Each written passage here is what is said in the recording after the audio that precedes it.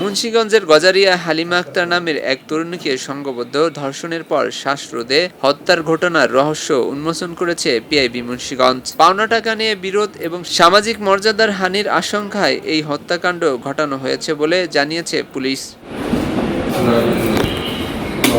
ঘটনায় জড়িত ৪ জনকে গ্রেফতার করা হয়েছে। গ্রেফতারকৃতরা হলেন আবু কালাম, জামাল হোসেন, রাসেল মিয়া এবং আলামিন প্রধান। তারা সবাই গজারিয়ার বড় ভাটেরচর এলাকার বাসিন্দা। রবিবার সন্ধ্যায় প্রেস বিজ্ঞপ্তিতে পিআইবি মুন্সিগঞ্জের অতিরিক্ত পুলিশ সুপার আসমা রাজাহান জানান, ঘটনার প্রায় অনুমান ১৫ দিন পূর্বে তারা ভিকটিম হালিমাকে মারার একটা পরিকল্পনা করে।